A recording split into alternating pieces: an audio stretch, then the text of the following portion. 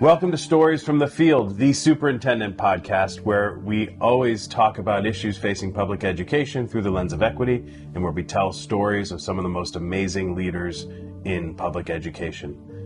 Sarah, where do we leave off?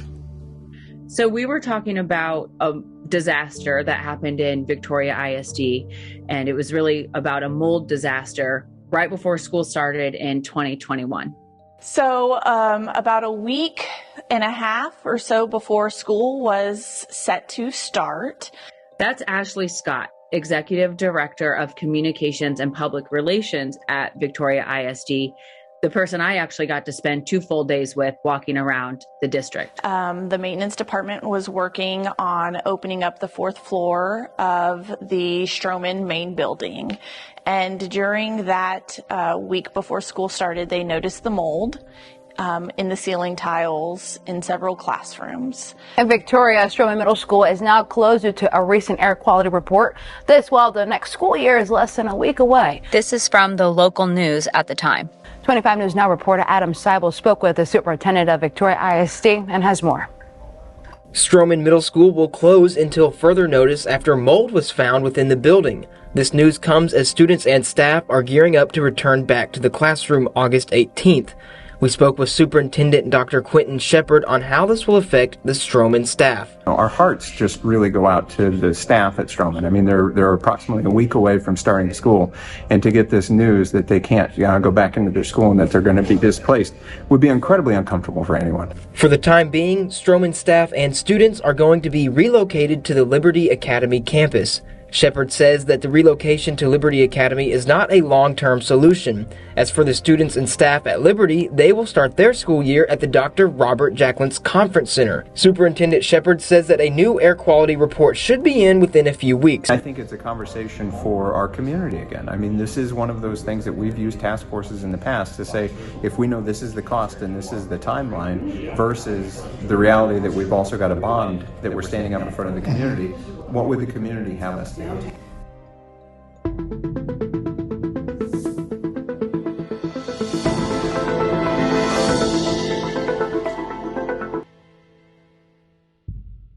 Part 2. The breakfast bunch. So the mold disrupts the school district. Yeah, and it's right before school started. And as we talked about in the other episode, teachers were gearing up for the year. So this was a really big deal. And I'll let Ashley Scott explain it. It was then that the decision was made to close down that building, that students and staff were not going to be able to operate in there. And then several departments came to the table to decide what was going to happen with literally a whole middle school campus. That's when the decision was made to move those students to the Liberty Academy campus. The Liberty Academy campus was formerly a high school. So there was a conference center in the back that was formerly the band hall, cafeteria, several classrooms. And so that conference center was redesigned to house the Liberty Academy students. So we had Stroman students moving to Liberty Academy students moving back to the conference center, but we still didn't have enough room for all of the students. So that's when they come up with this solution to house the students somewhere else. Right. And that's when we hinted at the Breakfast Club, a cup of coffee, and Victoria College. But... Uh-oh, another but?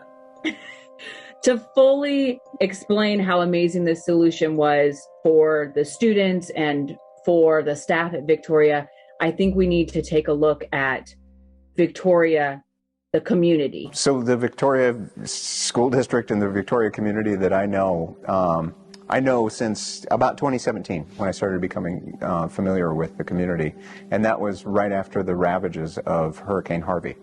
And I actually came down and interviewed with the school board still in that first year of recovery. They're within the first approximately 6 months of recovery from the hurricane. And when I immediately descended into the community just to get a feel for who the board was and who the potential community members were. I can remember I went out to breakfast before I met with the board, the very first time I met with the board. And it's one of these, secrets that like every superintendent does when they're interviewing for a new job. They go into a local diner and they ask the waitresses, like, what do you think of the schools? I'm thinking about moving to this area. They don't say who they are. There's this random stranger, and I love it. And they go in and they ask about the schools.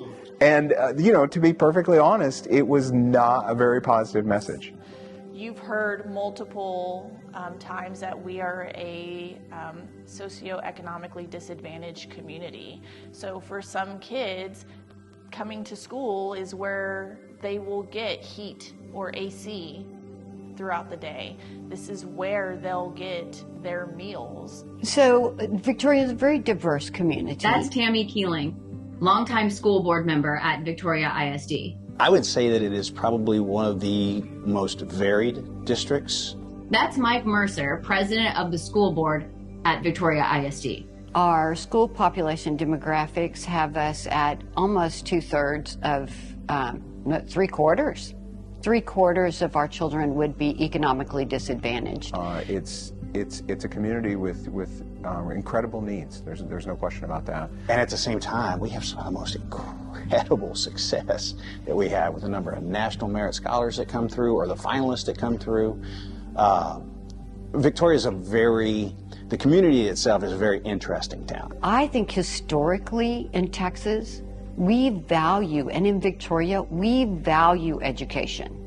It's not that we don't value it, but sometimes I think it's more the rate of change and what people are comfortable with the rate of change. For the most part, as a community, we tend to view things as they look inside of our picket fence, so to speak, rather than what's on the other side. So I don't think that our general population necessarily gets that we're as diverse as we truly are. It was not that the schools were bad, but it was really that the schools they haven't been taken care of. There's a lot of misunderstanding and miscommunication between the board and the community. And I'm going to be honest, most communities, they're familiar with going to a committee meeting. They get called to a committee meeting about the dress code or whatever they're called to talk about, right? We want parent input. We're going to engage you. We're going to get parent input. And then sitting there are two board members who go, well, we're never doing that, right? And then it comes, and it never goes anywhere. And so their communities are used to these sorts of committees. And I just heard these negative overtones, but nothing that said teachers are bad, nothing that said there's any criminal or illegal acts or anything. It's just this fractured relationship is the best way that I could put it. And met with the board and instantly fell in love with them because it was a board that recognized that they'd had this hurricane happen, and then shortly after the hurricane they tried to pass a bond, and that failed in the community. You get really crazy challenges, right? Like in 2017, we were on the ballot right after Hurricane Harvey hit this community. And so you're going around talking to people about the needs that our schools have, but their roof is gone and they're trying to fix their house. And the school district had been making incremental gains on student achievement, but they were very slow coming, just very slow incremental gains. And it was a matter of deploying resources. And my predecessor, he didn't do anything wrong. He did exactly what I would have done. He had very, very limited resources, and so he deployed them into one area. And then as that school would begin to make progress, another school would not be making progress necessarily. So those resources would be redeployed, staff would be redeployed into a different space. And so what you saw was this just sort of ebb and flow in the schools themselves. And I just fell in love with the board and the community because I felt like it was a community that needed and wanted to heal. Yeah, he had been here a year, and and to his credit, he had spent the first 6 weeks of his time in Victoria doing nothing but going around and talking to numerous organizations and community groups saying, what do you envision? The message that I heard over and over again was, we need to do better, we know we need to do better, but we need to come together. And that's really powerful. It speaks to my leadership. I've been a superintendent now almost 18 years, and so you kind of learn who you are as a leader. And I knew that my particular leadership style fit with what I perceived that the community and district needed at that time.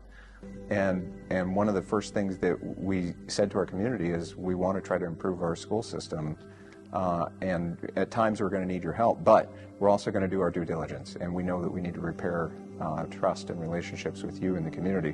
When I was there, we spent 2 days kind of driving around just to see the kind of community that these people live in. What does a typical house look like? Where do the kids hang out? And as you can see, it's a pretty socioeconomically disadvantaged area. Lots of homes still boarded up from Harvey that happened back in 2017. There were old kind of chain restaurants that were just needing to be updated, lots of fast food restaurants, trailer parks that were not really taken care of. And it just gave a bigger description of how important this solution was that we're going to get to. We are eventually going to get to it. I can't wait. So Dr. Shepherd, or Q as they call him, they seem to be really focused on kind of straightening out the district and sort of solving for some of these fiscal problems. And it wasn't just financially. He also had to learn how to build trust amongst the community and get a team together that really understood equity, because there is so much misconception with it. And so Dr. Shepherd, he had to kind of rally everyone and make sure they were all on the same page. And that's where we started talking about what is going to be the pushback? Why are people upset? What are some of the things that people think equity is that it actually is not? If you have an abundance mindset, if your natural inclination to view the world is one of abundance, then equity is something you're comfortable talking about.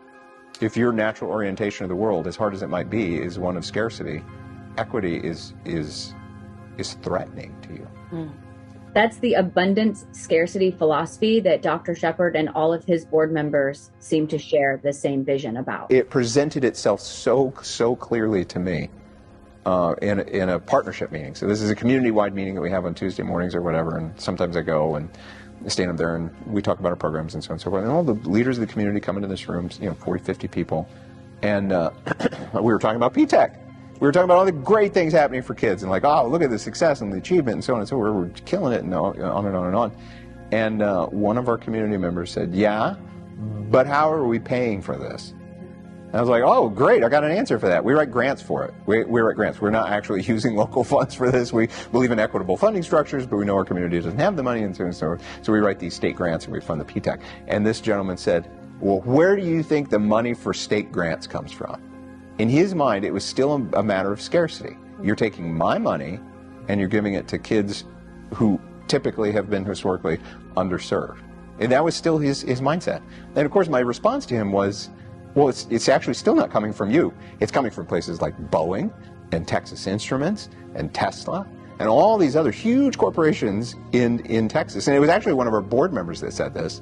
He jumped in and said, think of all these corporations that come in Texas and so on and so forth, and they're the ones who actually fund these. They pay more in taxes than you'll ever pay.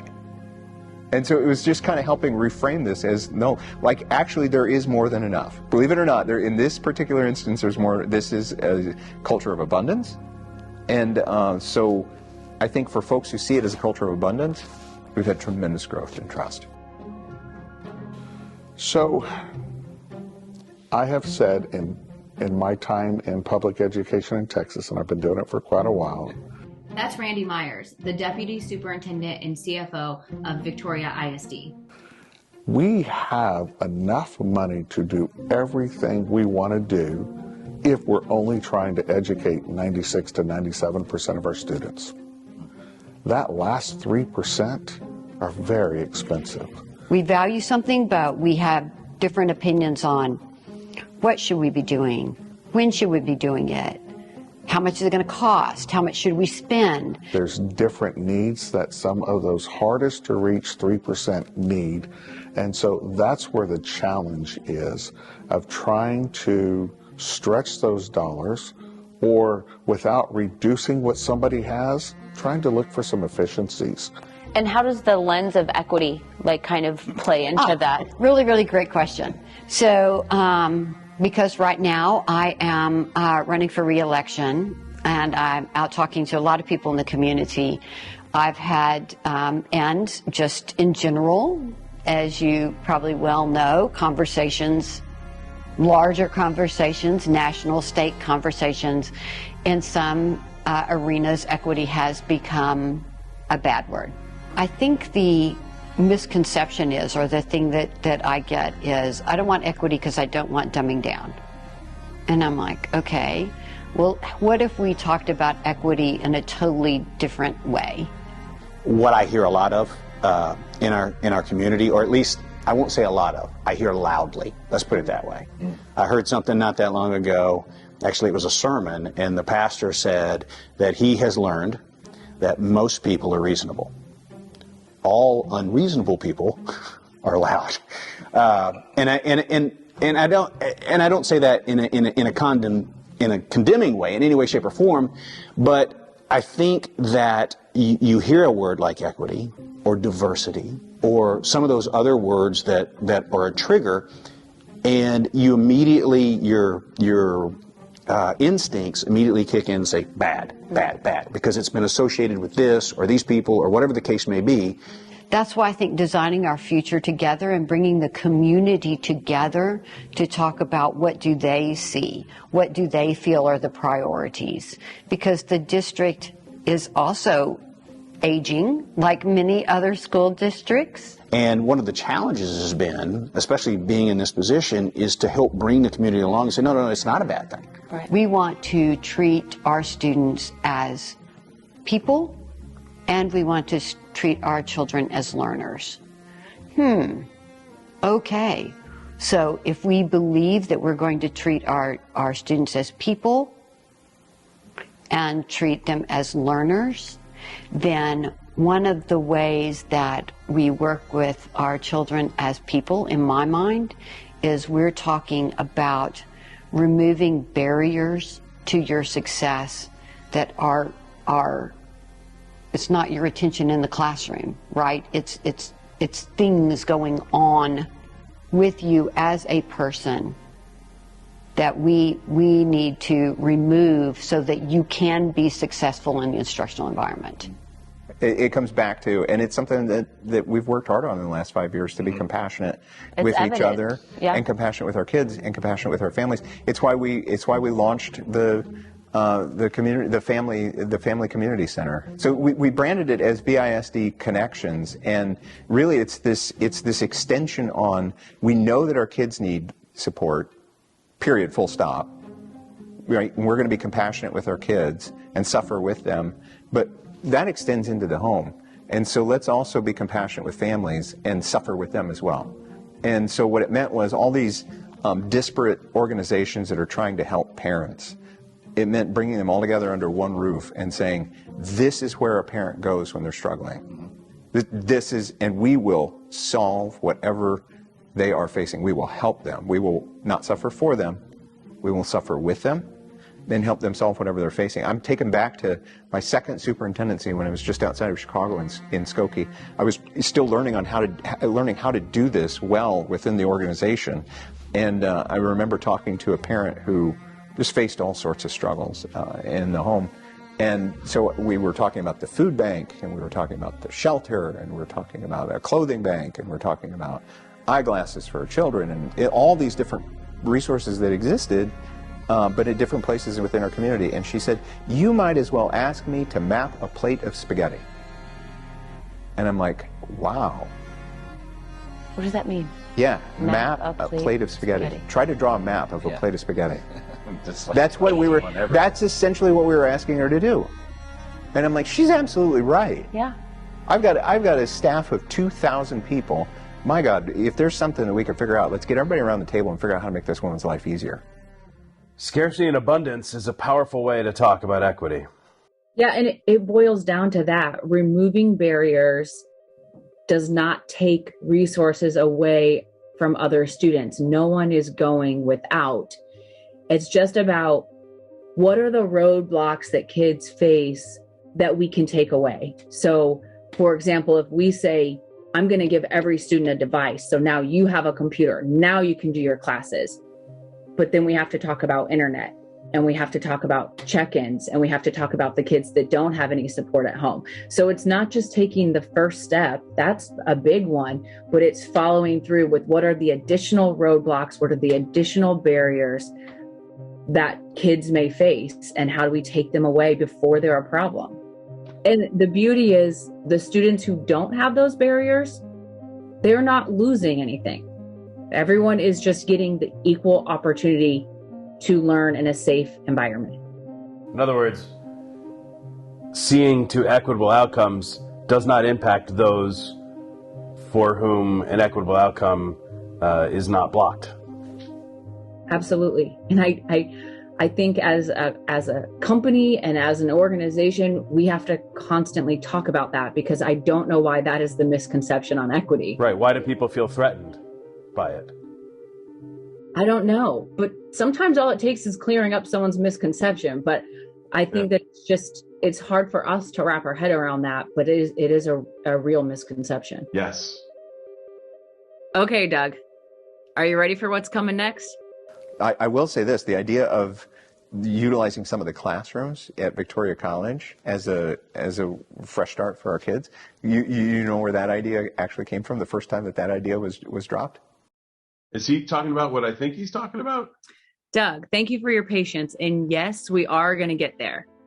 It's time we start talking about relationships again and the breakfast bunch. Did you seek those breakfasts or whatever lunches out? How does that work? How did that happen? So the other person who comes to those breakfasts is the president of UHV, University of Houston, here in Victoria. And so he was new and hired just shortly after I was new. So the both of us were new, and the previous president of Victoria College, he was the long-standing sort of member, if you will. He'd been here for several years. And so I called him up one day and I said, look, I firmly believe that we get our more work done when we know each other, when we have a relationship. I have this big thing about compassionate leadership. It's just kind of how I'm wired. That has very specific meaning to me. Compassion, if you break it down, passion is to suffer, compassion is to suffer with. And so I can remember my very first conversation with David Hines, the former president of Victoria College, and I told him, I want to suffer with you. I don't want to suffer for you. I don't want you to suffer for me, but I want to suffer together. And we need to have a relationship so that we can do that. Now, the first time you say that to a person that you really don't know all that well, it's quite disquieting, I've come to realize. But people are pretty quick to get over it. And they're like, how long did it take to accept the breakfast invitation? Not long. Like, I'm sure it was genuine curiosity more than anything else. And so then Bob also came along. He was the new president of UHB. And we literally just sat and had breakfast and kind of got to know each other that first time, and maybe even the second month. And then by the third month, we're talking about the things that are important to us, values and that sort of thing. And eventually this then leads to conversations about, well, what are some of the cool things that we could be doing, or what are some things that you're struggling with right now that we can help each other out with? Well, I have a very close relationship with both the university president and our school district superintendent. Now it's a good time we meet Dr. Kent, president of Victoria College. I had the opportunity of meeting Dr. Kent in her office, and she was a boss. The three of us meet monthly. We go to breakfast. We have good conversation. We text and call. And so then Jennifer came and immediately we just folded her right in. And we're like, look, we do this monthly breakfast and we need to be able to get together on a regular basis. This is something that we have intentionally made time in our schedules to get together. And then the conversations that come from that have just been amazing. And we're always, looking at how can we pull our resources together and our ability to cast a wider net together and ultimately help this community.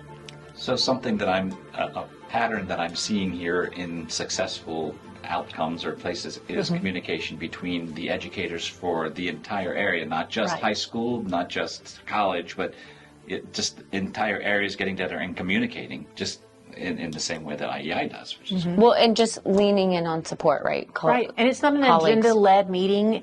It's just we come together and we can come up with some very interesting ideas together. What's the craziest idea you ever came up with? I don't think we've hit it yet. So this is what's happening. You're close with everyone, and then you hear on the news, and then you're like, will help. Right. And so we had a breakfast, and it may have been that day or the very next day that this news was breaking. And both the university president and I both told Dr. Shepherd, whatever you need, we will help. And so, I came back and was talking to the people here on campus, and we said, well, the second floor of our academic building has several classrooms that are located together that are currently unused, and we could easily move things around to relocate. College classes are easy to move. Mm-hmm. And so that's what we said, let's do that. We'll offer it to the school district at no charge. Those breakfasts. I was going to say the Breakfast Club. It has to be. The Breakfast Club. Of course. That's what she said. She told us, she says, yeah. we're having our breakfast. You were telling them, like, I have this problem. And she says, wait a minute, I might be able to help you with that. Well, it's like the biggest resource in your own backyard, right? Right. So why not use it? But then there's logistics that go with it. Oh, yeah, but that all gets worked out. Right. The answer to how is always yes. Okay. So, right? So you're how like, are we we're going to do doing this? Yes, we're going to do it. Like, yeah. that's just so we're clear on that. But yeah, right. If I wasn't willing to share my suffering with her, she wouldn't have been. I didn't know that they had those classrooms. Right. And she was suffering that the classrooms were empty, I think, to some degree. And we're like, great. Let's marry this suffering together and do great things for kids. But that started a conversation that began as a reaction to a situation, but then immediately turned into, well, as long as these high schoolers are going to be here, what else can we do with them? Mm-hmm. What else can we do? And we knew that these were students who were highly at risk of dropping out of high school.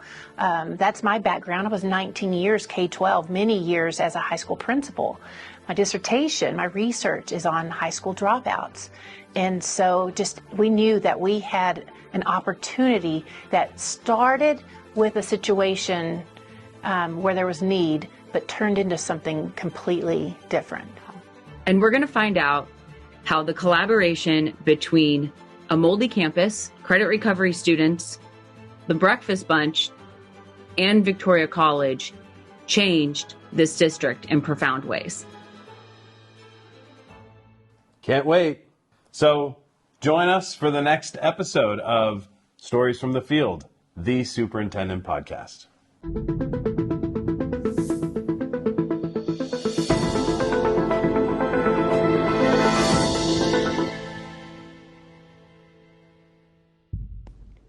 Just a quick shout out to our producer, John Freeman, who joined us to lead the work during our podcast this season and is the voice you're hearing sometimes in the background asking questions. Thanks so much for being with us, Johnny. We appreciate all you've done for the podcast. We'd like to let you know that to create these stories, it takes a village. This episode was directed by John Freeman, videography and audio by Sho Matsuyama, Chase Mazo, John Freeman, Sara Croll, and Doug Roberts. Edited by John Freeman, Chase Mazo, and Sho Matsuyama. Stories from the Field podcast was produced for IEI with Century Tree Productions. Be sure to like and share these stories with anyone and everyone. Yes, they are that inspiring. IEI is committed to bringing educational leaders together to ensure that they have the influence, access, resources, and support they need to lift students' voices. We empower superintendents to amplify their voices, becoming thought leaders who shape the future of education.